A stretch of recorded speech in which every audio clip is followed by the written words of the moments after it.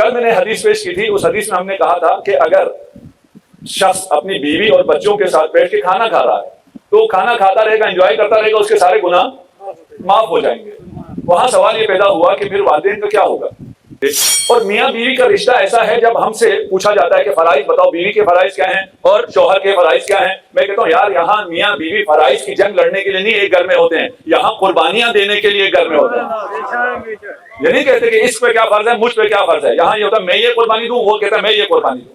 نہ ہو، اگر بیوی بہت تنگ کرے طلاق دے دو، اگر اولاد بہت تنگ کرے آپ کر دو، اگر والدین بہت تنگ کریں احسان کرو۔ سبحان اللہ، بے شک۔ کسے اپنا باپ پسند نہیں ہوگا؟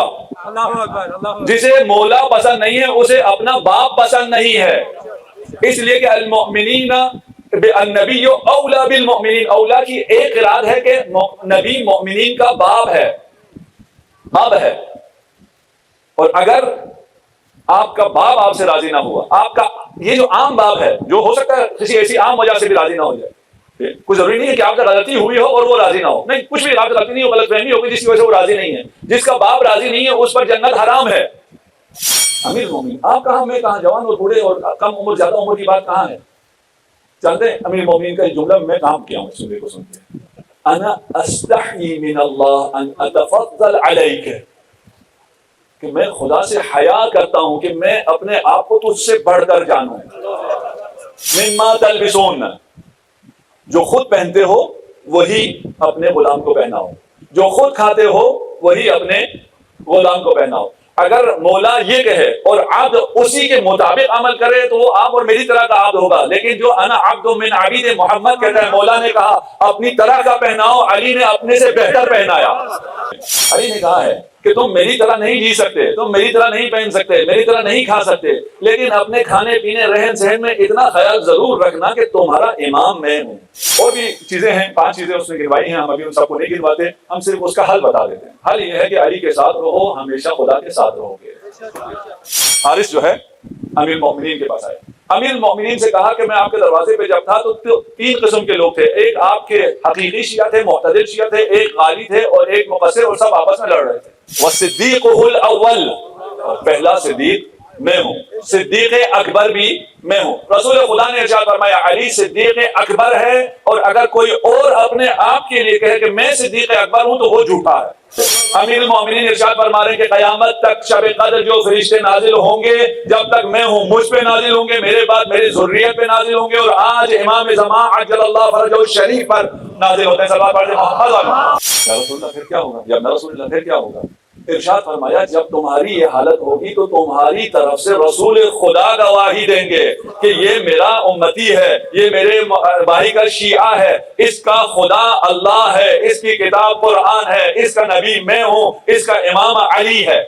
صراط پہ پھاٹک لگا ہوا ہے، اس پھاٹک سے کوئی گزر سکتا ہی نہیں ہے جب تک علی کا پروانہ اس کے پاس نہ ہو، الا بجواد من علی ابن ابی طالب۔ کچھ لوگ کہتے ہیں یار اس وقت ہم علی کو کہاں ڈھونڈتے پھریں گے، اور اگر ڈھونڈ بھی لے تو پہچانیں گے کہاں سے؟ اگر تم اپنے باپ کے ہو تو علی کو پہچان لو۔ حارث حمدان کتنا خوش نصیب ہے، تھکاوٹ اتر گئی نا حارث کی۔ حارث کچھ بس سلام، تو نے ہماری تھکاوٹ بھی اتاری۔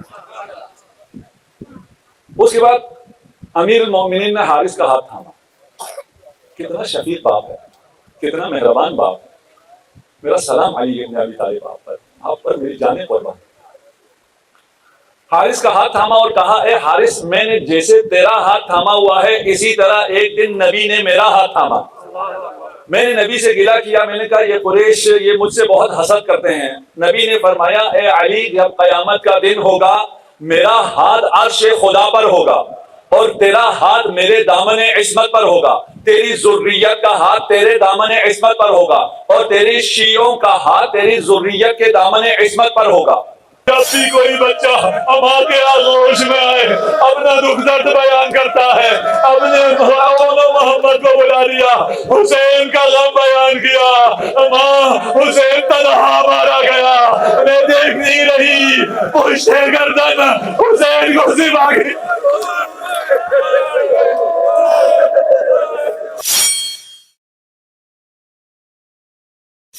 فرش عذاب آنا احتجاج ہے، اور جو حدیث ثقلین میں متفقہ حدیث ہے، شیعہ سنی سب کے ہاں ہے، انی تارکم فیکم الثقلین، میں تمہارے درمیان ثقلین کو چھوڑے جا رہا ہوں۔ معمولاً ہم ترجمہ ایک اور دو کر کے کہتے ہیں، رسول خدا نے ایک اور پہلا اور دوسرا نہیں کہا۔ جو الگ ہوتے ہوں تو انہیں کہتے ہیں یہ پہلا ہے یہ دوسرا ہے، جو ہمیشہ ایک ساتھ ہوں وہ پہلا اور دوسرا نہیں ہوتے۔ یہ ممکن نہیں ہے کہ کہیں قرآن کی توہین ہو اور اہل بیت کے ماننے والے احتجاج نہ کریں، اور آپ کے احتجاج میں اگرچہ آگ لگانا نہیں ہے لیکن آپ کا یہ خاموش احتجاج نواسب کے دلوں میں آگ لگا دیتا ہے، انہیں بہت آگ لگتی ہے، آپ کسی یا حسین سے آگ لگ جاتی ہے انشاءاللہ۔ اور ہماری ابحاث بھی جو ہم یہاں بحث کر رہے ہیں، اور توحید کی ابحاث ہیں، نبوت کی ہیں، امامت کی ہیں، یہ ابحاث ثقلین کو بچانے کے لیے ہے۔ تعجب یہ ہے کہ رسول خدا یہ ارشاد فرما گئے ہیں کہ میں تمہارے درمیان ثقلین چھوڑے جا رہا ہوں، اور مسلمانوں کی اکثریت ثقلین کو بلا کر ثقلین کے وزن پہ ایک دوسرا لفظ رکھتے ہیں، ان سے تمسک کی کوشش کرتے ہیں۔ ثقلین سے اگر تمسک نہ کرو، ان سے ثقلین سے آگے بڑھ جاؤ یا ثقلین سے پیچھے رہ جاؤ، دونوں صورت میں گمراہ ہو۔ ثقلین کی جگہ کوئی بھی اور چیز لے کے آ جاؤ، جتنی بھی اچھی تمہاری نظر میں کیوں نہ ہو، اس کے جو مرضی فضائل بنا لو، حدیث کہہ رہی ہے کسی اور سے متمسک ہوگے تو گمراہ ہوگے، نہیں کہ تم پہنچو گے تھوڑا سا دیر سے پہنچو گے، آگے پہنچو گے پیچھے پہنچو گے۔ ایسا نہیں ہے کہ ہزاروں لوگ ہوں لاکھوں لوگ ہوں، جس کے ساتھ بھی تمسک کرو وہ تمہیں منزل تک پہنچائے گا، منزل تک صرف ثقلین پہنچائے گی جو قرآن ہے اور اطاعت ہے۔ اور یہ غلط فہمی میں اپنے مومنین سے بھی دور کر دوں کہ ایسا نہیں ہے کہ ہم کہیں فلاں قرآن کو زیادہ اہمیت دیتے ہیں، ہم اہل بیت کو زیادہ اہمیت دیتے ہیں، یہ جدا ہوتے ہی نہیں۔ اگر یہ جدا ہوتے تو رسول خدا یہ نہ فرماتے کہ یہ قیامت تک حوض کوثر تک ایک دوسرے سے جدا نہیں ہوں گے، اس کے بعد بھی جدا نہیں ہوں گے، لیکن آپ کو حوض تک پہنچا چکے ہوں گے۔ تو ہمارا احتجاج کوئی احتجاج کچھ الگ نہیں ہے، یہاں جو ہم ابھی قرآن کی تلاوت کرتے ہیں یہ احتجاج ہے، یہ جو ہم عزاداری کر رہے ہیں یہ بھی احتجاج ہے، اور اس دن بھی جب آپ تشریف لائیں گے اس احتجاج میں بھی یہی عزاداری ہوگی، قرآن آپ کے ہاتھوں میں ہوگا اور آپ مرثیہ پڑھ رہے ہوں گے۔ جو بحث ہم کر رہے تھے اس بحث سے معلوم ہوا کہ باپ بہت ضروری ہے، اگر باپ نہ ہو تو خدا بھی نہیں ملتا ہے، بچہ باپ کے ذریعے خدا تک پہنچتا ہے، تو یہ باپ کی بڑی منزلت ہے، باپ کا بڑا مقام ہے۔ اور جو میں نے کل کہا کہ پال وٹس نے جو اس نے اپنی ریسرچ دی ہے اس میں پہلا یہ تھا اگر باپ نہ ہو، باپ نہ ہونے کا مطلب کیا ہے؟ ایک دفعہ یہ ہے کہ یتیم ہے اس لیے باپ نہیں، یتیم پر شفقت لازم ہے مسلمان معاشرے میں، انسانی معاشرے میں، تاکہ اس وجہ سے اگر اس کا باپ نہیں رہا ہے جو کمی ہے باقی معاشرہ اس کمی کو پورا کرے، اگر اس کمی کو باقی معاشرہ پورا کرے گا یہ بھی خدا والا ہوگا، اسے پتا ہوگا کہ میرا باپ نہیں رہا تھا لیکن مجھے باپ کی شفقت اللہ نے دلائی، یہ رحمت خداوندی ہے۔ دوسرا وہ جو باپ تو ہے لیکن اس کا باپ بہت سخت ہے، بہت زیادہ سختی کرتا ہے، مارتا ہے، پیٹتا ہے اور سختی کرتا ہے، یہ اس تناظر میں بھی ویسے بھی ممنوع ہے۔ سختی کرنا اس معنی میں کہ آپ مارے پیٹیں اور آپ سے آپ کے بچے بھاگتے ہوں، آپ کے ساتھ نہ بیٹھنا چاہتے ہوں، آپ کے ساتھ بیٹھنے جو وقت گزرتا ہے وہ وقت ان کے اوپر بھاری گزرتا ہے، تو یہ ممنوع ہے، یہ صحیح نہیں ہے۔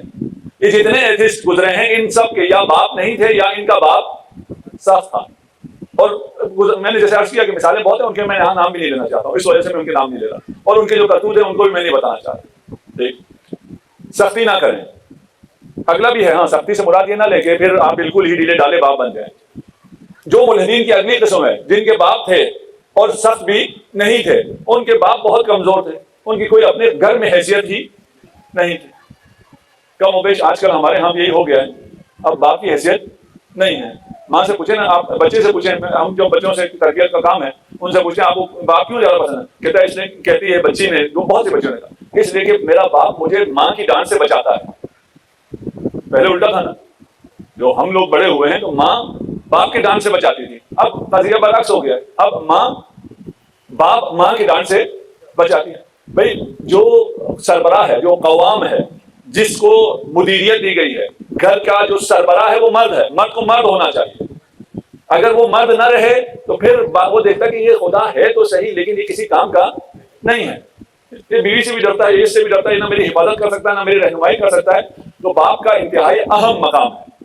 کل میں نے حدیث پیش کی تھی، اس حدیث میں ہم نے کہا تھا کہ اگر شخص اپنی بیوی اور بچوں کے ساتھ بیٹھ کے کھانا کھا رہا ہے تو کھانا کھاتا رہے گا، انجوائے کرتا رہے گا، اس کے سارے گناہ معاف ہو جائیں گے۔ وہاں سوال یہ پیدا ہوا کہ پھر والدین کا کیا ہوگا؟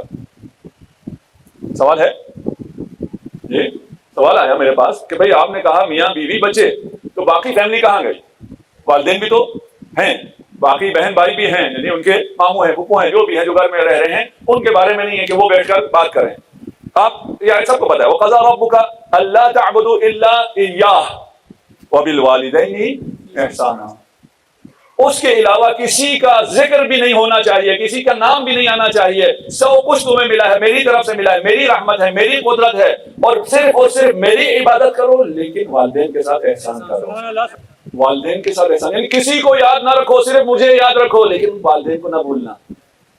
انداز اگر آپ دیکھیں آیت کا، کوئی قابل ذکر ہے ہی نہیں، کسی کو یاد نہ کرو، صرف میری عبادت کرو، والدین کو نہیں بھولنا. تو اس حدیث میں والدین کیوں نہیں آتے؟ بھائی سب اتنے خوش نصیب نہیں ہوتے کہ انہیں والدین کا سایہ نصیب ہو. سب کے لیے یہ سعادت میسر نہیں ہے. آیت آگے چل کے کہہ رہی ہے اما یبلغن عندک الکبر احدہما او کلیہما. اگر تم خوش نصیب ہو اور تمہارے ہوتے ہوئے تمہارے والدین میں سے ایک یا دونوں اگر زندہ رہے اور تمہیں ان کا دست شفقت ملا، تمہیں ماں کی مامتا بزرگی میں بھی بڑے ہو کر بھی تمہیں نصیب ہو، تم بڑے ہو گئے ہو لیکن ماں تمہارے لیے اسی طرح دعا کر رہی ہے جیسے تم ابھی بھی بچے ہو. اگر تم خوش نصیب ہو، ابھی بھی تمہیں ماں کی چھاؤں نصیب ہے، فلا تقل لہما اف، اف تک نہ کہنا، ولا تنہرہما، انہیں جھڑکنا بھی نہیں، وقل لہما قولا کریما. اب یہ فیملی سٹرکچر میں آپ کو اگر سمجھا سکوں کہ اسلام کے فیملی سٹرکچر میں والدین کی کیا اہمیت ہے، ان کی کیا جائگہ ہے، ان کی منزلت مقام کیا ہے.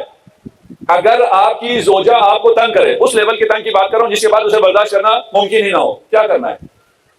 جی اب آواز آ رہی نا؟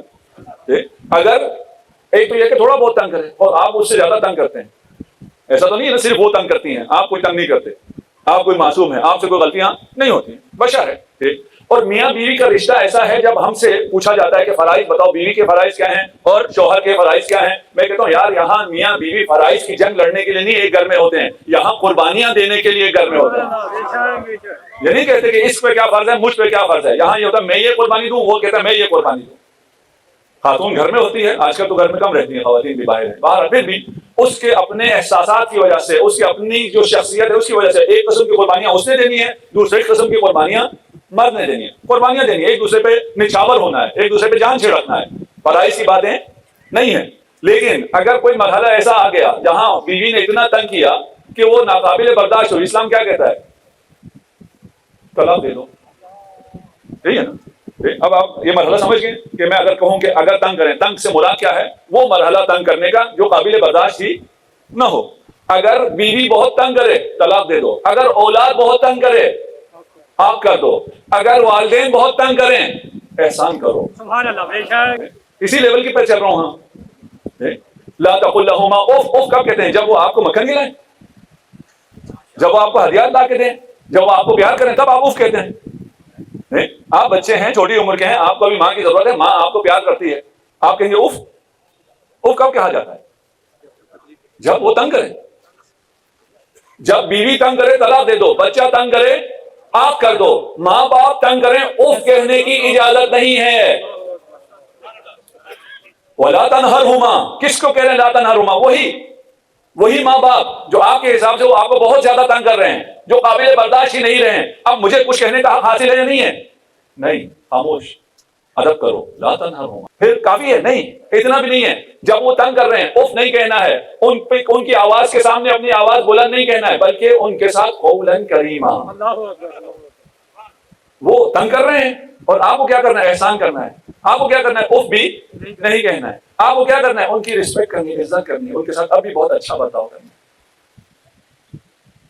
تو بہت خوش نصیب ہے، اور خصوصاً ہم لوگ بہت خوش نصیب ہے. ہمارا معاشرہ ابھی تک ویسٹ سے دور ہونے کی وجہ سے، یعنی ہم اقدار میں کیونکہ شرقی اقدار ہم نے سنبھال کے رکھے ہیں، ہم ابھی بھی جوائنٹ فیملیز میں رہ سکتے ہیں، رہ رہے ہیں، اور یہ بہت بڑی سعادت ہے. اور جو جن سے یہ نعمت چھن گئی ہے وہ کس عذاب میں ہے اس کا خدا جانتا ہے. سب آپ خوش نصیب ہیں، آپ کا باپ ہے.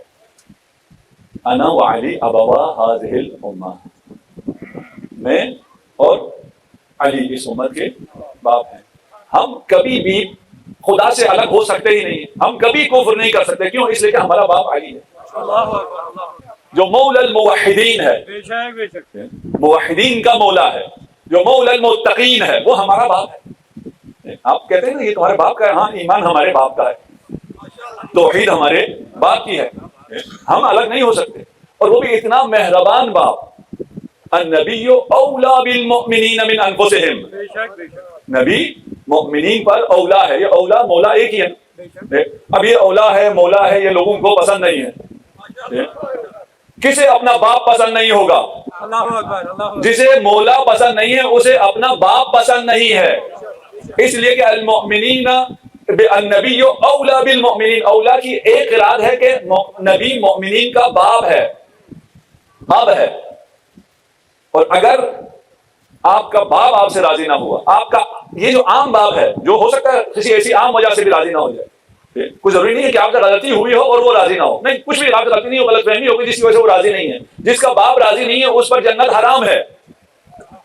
جب عام باپ کی یہ حالت ہے تو جو حقیقی اصلی روحانی باپ ہے رسول خدا اور امیر المؤمنین، اگر انہوں نے آگ کر دیا یہ شخص جنت کی خوشبو کیسے سونگ سکتا ہے؟ بے شک بے شک اور کتنا مہربان باپ ہے، کتنا شفیق باپ ہے۔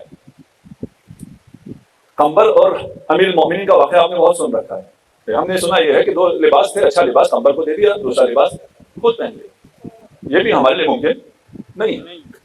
میں تو بہت سے ایسے باپ کو بھی جانتا ہوں جو اپنے بچے کو بھی اچھا نہیں دے سکتے، اچھا خود رکھتے ہیں بچے کو تھوڑا سا دوسرا دیتے ہیں۔ لباس اگر آپ کو نہیں تو آپ گاڑیوں میں دیکھ لیں، گاڑیاں باپ اچھی خود رکھتا ہے، آلٹو بچے کو دے دیتا ہے۔ بھائی تمہاری تو آپ کو عمر رہی نہیں کہ تم اس کو انجوائے کرو۔ ہمیں کسی جوانی میں مزہ آتا تھا، کوئی اچھی گاڑی بیٹھ، آپ کو پتہ بھی نہیں چلتا کون سی گاڑی اچھی ہے کون سی بری ہے، کوئی خیال ہی نہیں، اس دنیا سے ہم نکل آئے۔ تو اچھی گاڑی بچے کو تو تم کسی میں بھی چلو گے کیا فرق پڑے گا، باپ ہے نہیں کر سکتا۔ یہاں امیر المؤمنین کیا کر رہے ہیں؟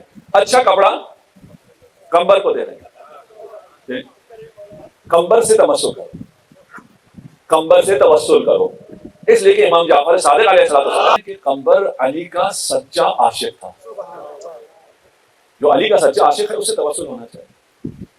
قمبر نے کہا مولا یہ اچھا کپڑا آپ لیجئے، یہ میں اچھا غلام ہوں، میں نے اچھا کپڑا لے کے کیا کرنا ہے؟ کہا نہیں قمبر تو جوان ہے، تو جوان ہے، اچھا کپڑا تو پہن۔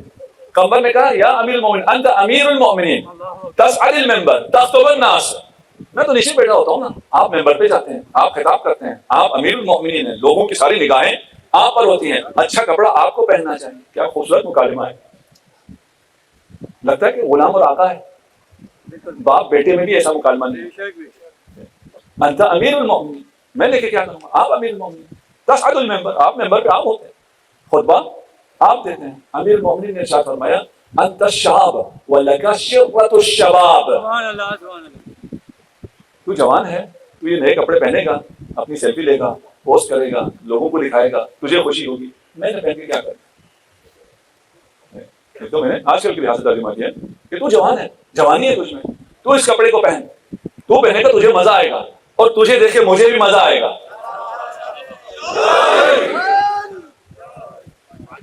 قمبر نے پھر بھی نہیں مانا، کہا ٹھیک ہے میں جوان ہوں لیکن آپ کہاں میں کہاں، امیر المومنین آپ کہاں میں کہاں، جوان اور بوڑھے اور کم عمر زیادہ عمر کی بات کہاں ہے؟ جانتے ہیں امیر المومنین کا یہ جملہ میں کام کیا ہوں، سننے کو سنتے ہیں، انا استحی من اللہ ان اتفضل علیک، کہ میں خدا سے حیا کرتا ہوں کہ میں اپنے آپ کو تجھ سے بڑھ کر جانوں۔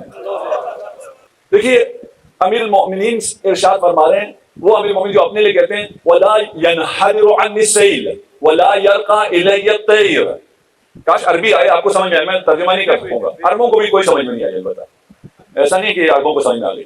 ٹھیک فرما رہے ہیں کہ ينحدر عني السيل، کہ تمام سیلاب مجھ سے، میں ایسی چوٹی ہوں جہاں سے تمام سیلاب نازل ہوتا ہے، یعنی فیوزات الہی جب آسمان سے اترتے ہیں اور نیچے لوگوں تک مخلوقات تک پہنچنا ہوتا ہے، وہ سب پہلے میرے پاس آتا ہے اور مجھ سے تمام مخلوقات کو پہنچتا ہے۔ یعنی کتنی بلندی ہے جہاں یہ تمام فیوزات آپ تک آتے ہیں اور آپ سے ہم تک آتے ہیں۔ لا یرقى الی الطیر، میری بلندی تم تخیل بھی نہیں کر سکتے، تو میں کیا بتاؤں میں کتنا بلند ہوں۔ وہ مقام امامت پر ہیں، بے شک بے شک مقام امامت پر یہ بلندی ہے، لیکن اگر عام رہن سہن میں انا استحی من اللہ، اللہ اکبر مجھے خدا سے حیا آتی ہے کہ میں عام رہن سہن میں ایسے ہوں کہ میں تم سے افضل ہوں۔ جانتے ہو کیوں ایسا تھا؟ محمد مصطفیٰ کا شاگرد تھا. رسول خدا نے کیا ارشاد فرمایا؟ البسوہم مما تلبسون، جو خود پہنتے ہو وہی اپنے غلام کو پہناؤ، جو خود کھاتے ہو وہی اپنے غلام کو پہناؤ. اگر مولا یہ کہے اور عبد اسی کے مطابق عمل کرے تو وہ آپ اور میری طرح کا عبد ہوگا. لیکن جو انا عبد من عبید محمد کہتا ہے، مولا نے کہا اپنی طرح کا پہناؤ، علی نے اپنے سے بہتر پہنایا. علی نے کہا ہے کہ تم میری طرح نہیں جی سکتے، تم میری طرح نہیں پہن سکتے، میری طرح نہیں کھا سکتے، لیکن اپنے کھانے پینے رہن سہن میں اتنا خیال ضرور رکھنا کہ تمہارا امام میں ہوں. یہ جو الحاد ہے، الحاد اس لیے ہے کہ باپ نہیں ہے. باپ یا موجود ہی نہیں ہے، یا بہت سخت ہے، یا کمزور ہے. ہم خوش نصیب ہیں، ہمارا باپ ہے. وہ ہمیں شخصیت دیتا ہے، وہ ہمیں پیار دیتا ہے، وہ ہمیں محبت دیتا ہے، وہ ہماری رہنمائی کرتا ہے. لیکن اگر ہم سنیں ہی نہیں باپ کی، امیر المومنین نے آپ کو کہاں دی ہے رہنمائی؟ نہج البلاغہ اور باقی بھی جو روایت کی کتابیں ہیں وہ بھی. نہج البلاغہ آسان ہے، آپ کے لیے زیادہ آسان ہے، ترجمہ بھی ہے، ہر گھر میں بھی ہے، ایپس بھی اس میں موجود ہیں، انٹرنیٹ پر بھی ہے، کوئی ایسا مسئلہ نہیں ہے. ہماری زندگی کا حصہ ہونا چاہیے. اور ایک کتاب ابھی افکار اسلامی نے بھی چھاپی ہے شمع زندگی کے نام سے، 365 فرامین کو نہج البلاغہ سے الگ کر کے وہ دے دیا. اگر ہر روز ایک فرمان پڑھا کریں ہم اپنی زندگی میں، ہم بھی اس کے انہیں فرامین کو ویڈیو بنا کے پوسٹ بھی کرتے رہتے ہیں کہ چلو پڑھنے میں اگر سستی ہے تو آپ پوسٹ پہ دیکھ لیا کریں. دنیا جہاں کی ایسی ہزاروں چیزیں دیکھتے ہیں، ایک اس چیز کو بھی دیکھ. دوسرا جو یہ پال ویٹس نے کہا، ایک باپ نہیں ہے، دوسرا جہاں آپ کا طبقاتی نظام ہے اور یہ جو نچلا طبقہ ہے جس میں کوئی نقص رہ جاتا ہے وہ اپنے نقص کو چھپانے کے لیے خدا کا انکار کرتا ہے. جس میں احساس کمتری ہو، نفس مراد جسمانی نہیں ہے، روحی نفسی سائیکولوجیکلی جس میں ڈیفیشنسی ہو، وہ اپنے اس نفس کو چھپانے کے لیے کہ نہیں میں بہت ہوں، جو بدنام ہوں گے تو کیا نام نہیں ہوگا، اس لیے وہ خدا کا انکار کرتا ہے. اور اگر نقص سب میں ہے، ہر کسی میں کوئی نہ کوئی کمی ہے، اور اسلام میں جس چیز کی انتہائی سختی سے ممانعت ہے وہ یہ ہے کہ ایک دوسرے کو برے نام مت دو، ایک دوسرے کا مذاق نہ اڑاؤ. اسے ہم پھر انشاءاللہ کوثر میں بیان کریں گے، وہاں آپ دیکھ لیجیے گا. سوال اور بھی چیزیں ہیں، 5 چیزیں اس نے گنوائی ہیں، ہم ابھی ان سب کو نہیں گنواتے، ہم صرف اس کا حل بتا دیتے ہیں. حل یہ ہے کہ علی کے ساتھ رہو، ہمیشہ خدا کے ساتھ رہو گے. فرش اعظم پہ آؤ، خدا ملے گا. اگر خدا مل گیا تو سب کچھ مل جائے گا. امام حسین جس کے لیے آپ یہاں جمع ہیں، ارشاد فرماتے ہیں جس نے تجھے پایا اس نے کیا کھویا، جس نے تجھے کھو دیا اس نے کیا پایا. کچھ نہیں، سب کچھ خدا ہے، سب کچھ خدا ہے. یہاں ہم اسی لیے آتے ہیں. یہاں اگر ہم نے خدا کو پا لیا تو ہمیں حسین بھی مل گیا، علی بھی مل گیا. علی کے ساتھ، علی آپ کے ساتھ ساتھ ہیں. اگر آپ علی کے ساتھ رہیں تو آپ کو فائدہ ہے، علی آپ کے ساتھ ساتھ ہیں. ایک صحابی ہے حارث حمدان، نام آپ نے سن رکھا ہے. یمن سے آ رہا تھا، کوفہ پہنچا اور تھکا ہارا گھر آیا، اور گھر آ کے سامان رکھتے ساتھ دوبارہ واپس چل پڑا. بیوی نے پوچھا کہاں جا رہے ہو؟ کہا علی سے ملنے جا رہا ہے، علی کی زیارت کو جا رہا ہوں. کہا تھکے ہوئے آئے ہو، سفر سے آئے ہو، صبح چلے جانا، ابھی کیا جلدی ہے؟ کہا تھکاوٹ اتارنے کے لیے جا رہا ہوں. آپ لوگ ابھی سارا دن کام کر کے آئے، یہاں آپ کو تھکاوٹ ہو رہی ہے، آپ کی تھکاوٹ اتر رہی ہے. میں تھکاوٹ اتارنے کے لیے جا رہا ہوں. اور جب گیا وہاں پر، اور پھر اس راستے میں بھی داستان ہے، اس کو میں ابھی بیان نہیں کرتا، کبھی آپ کو موقع ملے تو آپ پڑھ لیں. دخل الحارث الحمدانی علی امیر المؤمنین، حارث جو ہے امیر المؤمنین کے پاس آئے. امیر المؤمنین سے کہا کہ میں آپ کے دروازے پہ جب تھا تو 3 قسم کے لوگ تھے. ایک آپ کے حقیقی شیعہ تھے، معتدل شیعہ تھے، ایک غالی تھے اور ایک مقصر، اور سب آپس میں لڑ رہے تھے. امام نے ارشاد فرمایا کہ میں کون ہوں، میں خود بتاتا ہوں. اپنا تعارف کرایا تو امام کو وہی مانو جو امام کہہ رہے ہیں. انی عبداللہ، تعارف کا آغاز. اللہ، علی اللہ کا بندہ ہے. علی کی پیشانی اللہ کے حضور سربے سجود. وَأَخُو رَسُولِهِ، اور میں رسول کا بھائی ہوں. وَصِدِّيقُهُ الْأَوَّلِ، اور پہلا صدیق میں ہوں. صدیق اکبر بھی میں ہوں. رسول خدا نے ارشاد فرمایا علی صدیق اکبر ہے، اور اگر کوئی اور اپنے آپ کے لیے کہے کہ میں صدیق اکبر ہوں تو وہ جھوٹا ہے. اور علی کے علاوہ کسی نے نہیں کہا ہے. آپ کسی کو کہتے رہے الگ مسئلہ ہے، کسی نے خود اپنے لیے نہیں کہا کہ میں صدیق اکبر ہوں. صدقتہ والآدم بین الروح والجسد، میں نے کب تصدیق کی ہے؟ جب ابھی آدم روح و جسد میں تھا. استودعت الف مفتاح، رسالت ماں مجھے 1000 چابیاں دے کر گئے ہیں. یہ معنوی چابیاں ہیں، ہاں، یہ والی چابی نہیں جو آپ کے ہاں چابی ہے، یا یہ دنیا کے خزانے کھولنے والی چابی نہیں ہے، یہ علم کے خزانے، غیب کے خزانے کھولنے والی چابی ہے. رسول خدا مجھے 1000 چابیاں دے کر گئے ہیں اور ہر چابی سے 1,000,000 دروازے کھلتے ہیں. کتنے ہو گئے؟ کتنے دروازے کھلے؟ 1000 چابیاں، اگر ہر چابی 1,000,000 دروازہ کھولے تو 1,000,000 دروازے کھل گئے. یفتح کل مفتاح الف باب یفضی کل باب الی الف عہد. دروازہ کھلنے کے بعد اندر کیا ہے؟ اندر ہر دروازے کے بعد الف 1,000,000 پھر عہد ہے. وہ عہد کیا ہے؟ خدا جانے، علی جانے، خدا جانے.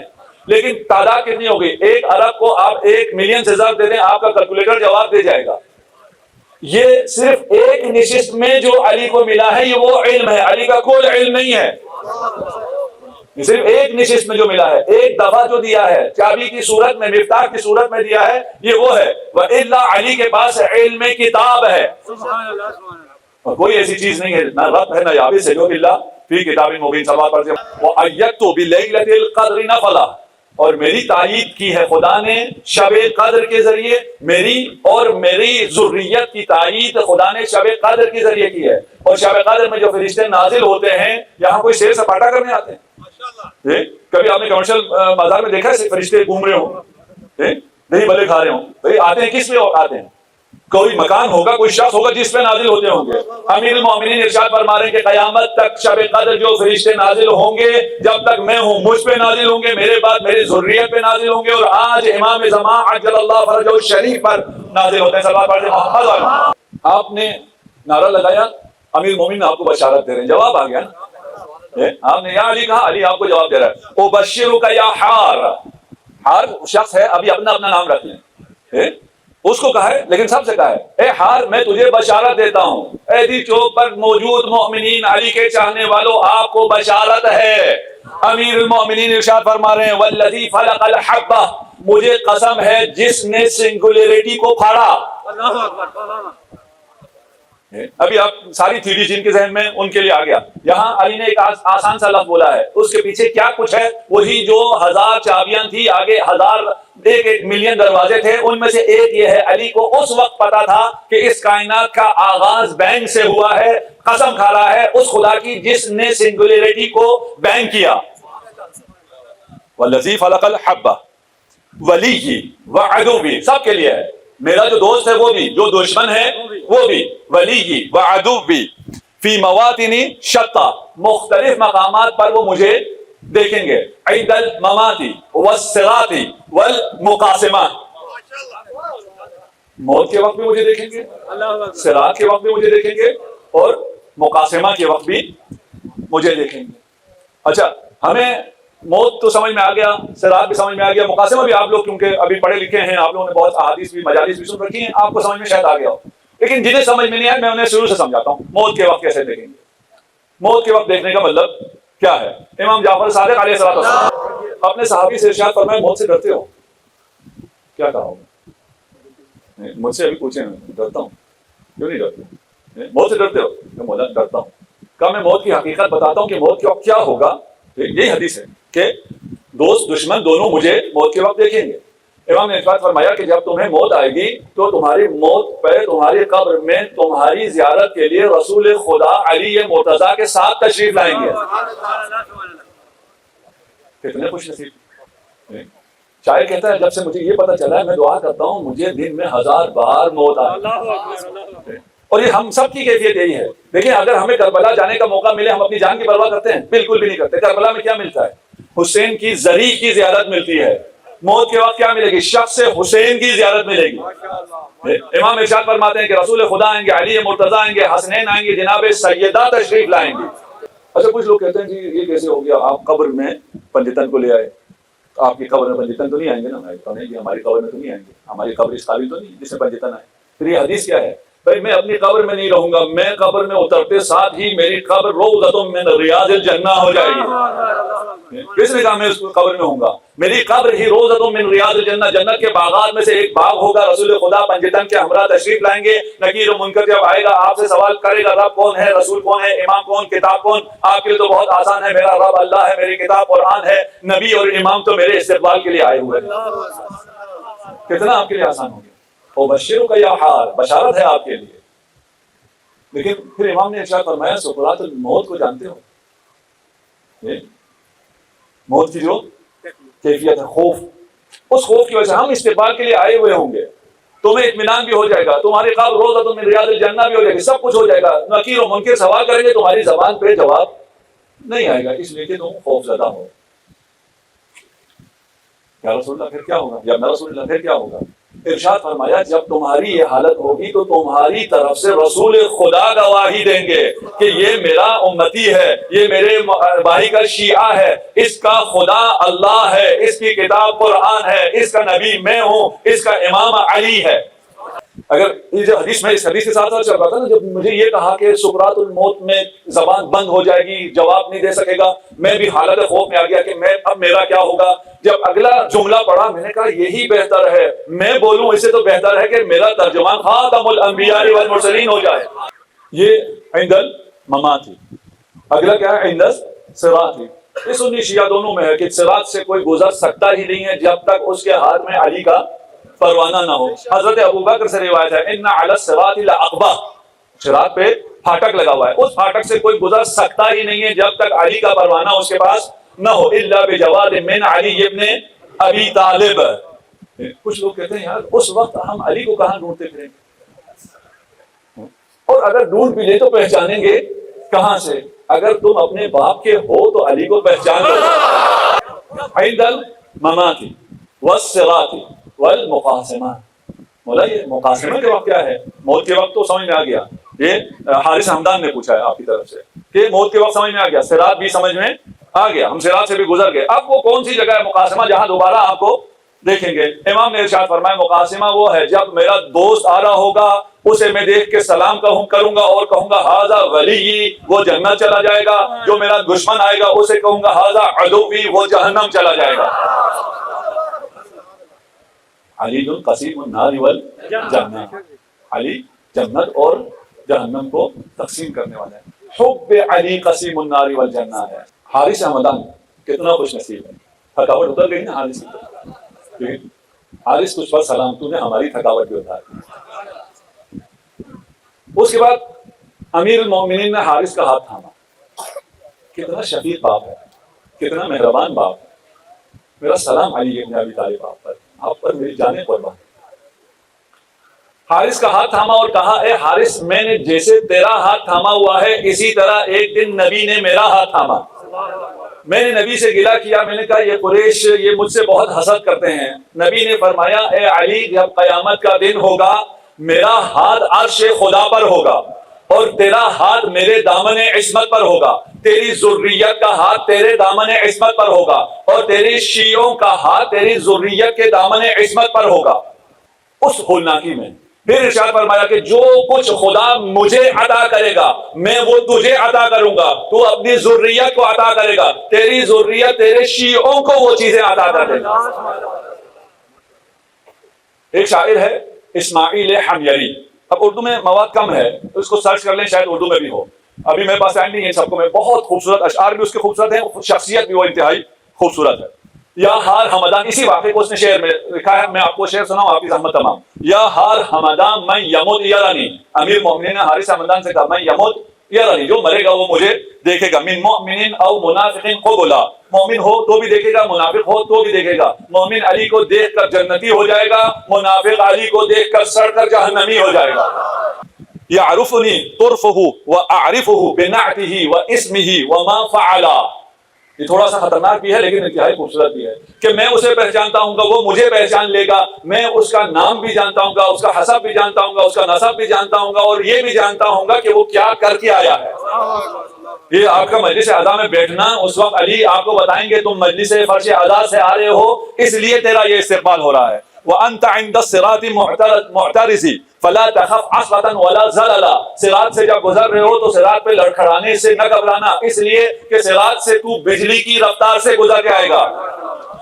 اقول للنار حين توقف للعرض الزريح ولا تقربي، آگ سے، صراط کے نیچے آگ ہے، ان منکم الا واردها، اس آگ سے میں حکم دوں گا، اس آگ کو میں آگ سے کہوں گا اس شخص کے قریب بھی نہ جانا، ذریہ ولا تقربیہ ان لہ، اس کے قریب نہ جانا، کیوں؟ اس لیے کہ اس کے پاس حبلا بحبل الوصی متصلا، اس کے ہاتھ میں جو حبل ہے، اس نے جو حبل رسی کو تھام رکھا ہے، اس رسی کا دوسرا سرا علی ابن ابی طالب کے ہاتھ میں ہے۔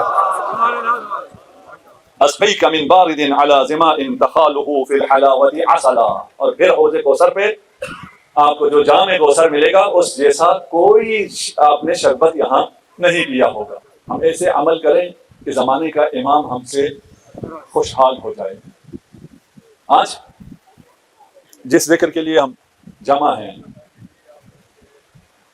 جسے پرسہ دینا ہے، اس نے اپنی مصیبت پہ گریہ نہیں کیا۔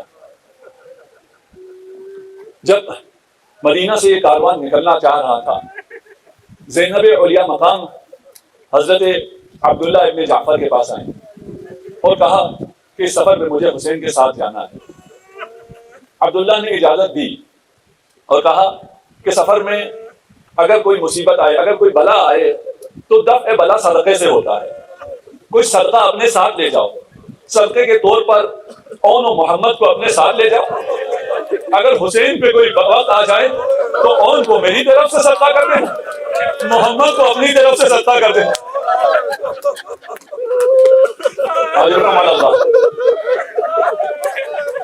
زینب جب کربلا پہنچی، جب اہل بیت موسیٰ کوہ طور پر پہنچے تو انہیں پتہ نہیں چلا یہ وادی مقدس وادی ہے، وہ جوتوں سمیت جا رہے تھے، خطاب آیا فخلعن علیک، لیکن زینب جب کربلا پہنچی، کربلا کی خاک کو سونگ کر گریہ کیا اور کہا حسین ابیا اس خاک سے آپ کی لہو کی بو آتی، آپ کی لہو کی خوشبو مجھے اس خاک سے آ رہی ہے۔ قربانیوں کا سلسلہ شروع ہوا، شہادتوں کا سلسلہ شروع ہوا۔ زینب اپنے دونوں بچوں کو تیار کر رہی ہے، دل ہی دل میں کہہ رہی ہے میرے پاس کوئی کڑیل جوان نہیں ہے جسے میں حسین پہ قربان کر سکوں۔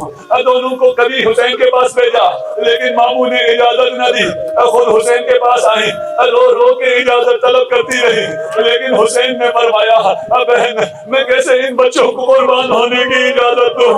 ایک وقت وہ آیا جب زینب کی آواز زیادہ لڑکھڑائی اور دل مایوس ہوا، اما زہرا کا واسطہ دیا، حسین تجھے ماں فاطمہ کا واسطہ، ایسا نہ ہو قیامت کے دن میں ماں کے سامنے شرمندہ رہوں۔ اجرکم علی اللہ۔ حسین نے اجازت دی، کس دل سے اجازت دی؟ تبرکات کا صندوق کھلا، جعفر طیار کا امامہ اون کے سر پر رکھا، حیدر کرار کا امامہ محمد کے سر پر رکھا۔ یہ دو بھائی داد شجاعت دینے کے لیے گئے۔ ہر جب مجاہد جاتا تھا زینب دیکھتی رہتی تھی، ان کی داد شجاعت کو دیکھتی رہتی، لیکن زینب اب خیمے سے نہیں نکل رہی۔ جب دونوں نے داد شجاعت دی، مقتل کے الفاظ ہیں محمد کو پہلے مارا گیا، جب محمد زمین پر آ گئے قاتل نے سر قلم کرنا چاہا اور نے اپنا گھوڑا چھوڑا، ایسا وار کیا قاتل تو بے نار ہوا، پھر ان کو بچانے والا کوئی نہ تھا، چاروں طرف سے اعداء نے حملہ کر دیا۔ اجرکم علی اللہ۔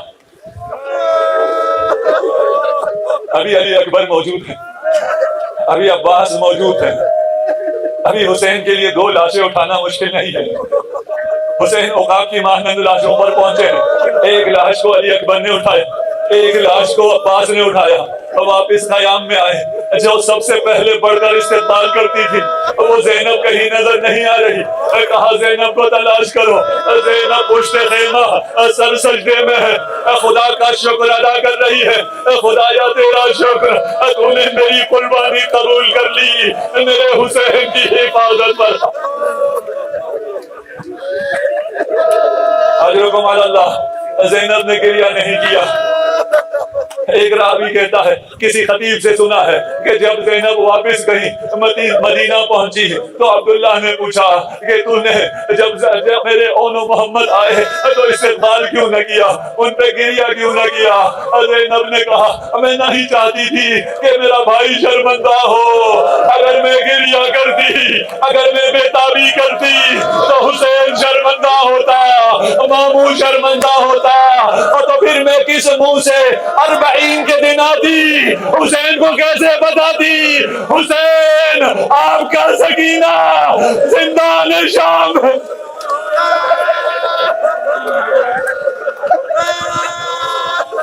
حضرکم اللہ، ایک خاتون کے لیے نہ رونا کتنا سخت ہے، اور وہ بھی کس وقت جب اس کے بچے قربان ہو گئے۔ جنگ میں بچے لڑتے ہیں، جنگ میں جوان لڑتے ہیں، شہادت پہ گریہ نہ کرنا آسان ہے، اس سے مشکل منزل بھی ہے۔ جب چھوٹے چھوٹے بدن گنے جا رہے ہیں، جب سروں کو جدا کیا جا رہا ہے، جب لوگ نیزہ پر چڑھا جا رہا ہے، چھوٹے سروں کو نیزے پہ بلند کیا جا رہا ہے، زینب نے گریہ نہیں کیا۔ جانتے ہو عربوں کا رواج تھا، عرب کو اسیر نہیں بناتے تھے، عرب خواتین کو برہنہ سر نہیں کرتے تھے، لیکن یہ لعینے سے تھے جنہوں نے حرم رسول خدا کو اسیر بنایا، جنہوں نے نبی زادیوں کی چادریں چھینی۔ صرف اتنا نہیں، جب تماشا لگاتے تھے، یہ کاروان جہاں سے گزرتا تھا سروں کو بیویوں کے سامنے لے آتے، بیویاں بےتاب ہو جاتی، بیویوں کا تڑپنا دیکھ کر اشقیاء خوش ہوتے، سرہائے اون و محمد کو زینب کے سامنے لایا جاتا، زینب بےتابی نہ دکھاتی۔ کوفہ والوں نے کہا لگتا ہے ان بچوں کی ماں مر گئی ہے۔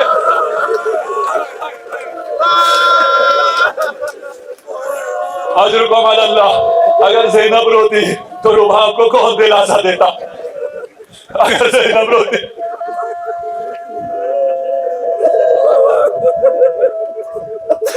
زینب کسی مقام پر بھی نہ روئی، بس وقت آ گیا، میں نے مختصر کر دیا۔